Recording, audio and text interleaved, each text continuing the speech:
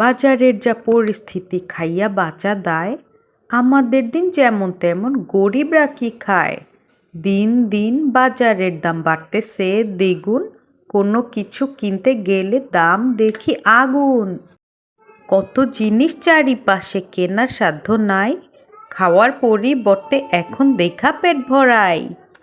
ডিম কিনমু না চাল কিনমু, তেল কিনমু না মাছ, গোস্ত দেখলে এখন মনটা করে হাঁস ফাঁস।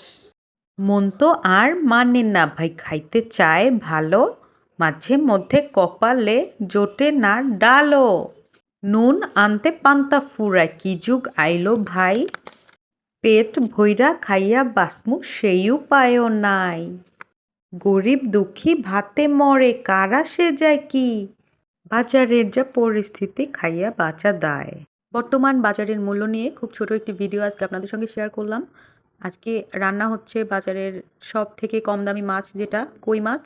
তো কই মাছ এভাবে রান্না করলে আপনারা সবাই অনেক বেশি মজা করে খেতে পারবেন। তো আশা করি আমার এই কই মাছ ভাজির রেসিপিটা সবার কাছে অনেক বেশি ভালো লাগবে।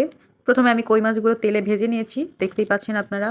তেলে ভাজার আগে আমি কই মাছটা একটু হালকা লবণ, হলুদের গুঁড়া এবং মরিচের গুঁড়া দিয়ে মাখিয়ে রেখেছিলাম, যাতে কই মাছের ভিতরে সব মশলাগুলো খুব ভালো করে ঢুকে যায়।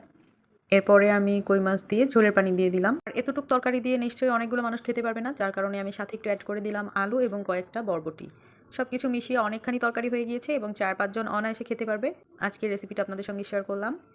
তো আশা করি রেসিপিটা সবার কাছে ভালো লাগবে।